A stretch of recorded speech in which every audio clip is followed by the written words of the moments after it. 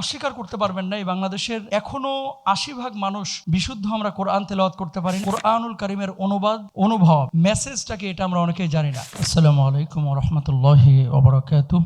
আউযু বিল্লাহি মিনাশ শাইতানির রাজীম। বিসমিল্লাহির রহমানির রহিম। ইন্না হাযাল কুরআনা ইয়াহদি লিল্লাতী হিয়া আকওয়াম।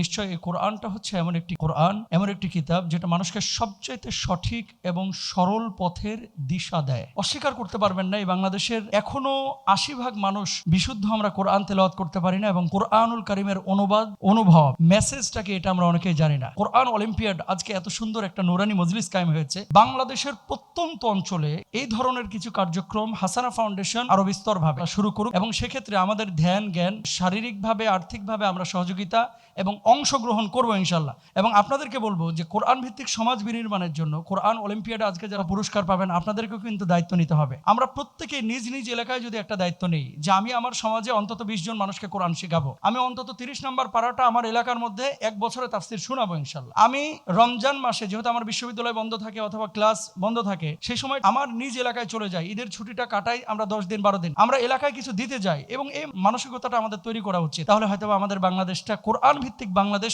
বিনির্মাণের জন্য খুব বেশি সময় লাগবে না ইনশাআল্লাহ। নবীজি বলেছেন কোরআন পড়ো, কেননা এই কোরআন কিয়ামতের ময়দানে আমাদের জন্য সুপারিশ করবে। কোরআন বোঝা, কোরআন অনুধাবন করা, কোরআন অনুযায়ী জীবন যাপন করা। আল্লাহ তাআলা আমাদের সবাইকে তৌফিক দান করুন, আমিন। আসসালামু আলাইকুম ওয়া রাহমাতুল্লাহি ওয়া বারাকাতুহু। কল্যাণে হাসানা ফাউন্ডেশন গড়তে আগামী স্বপ্নে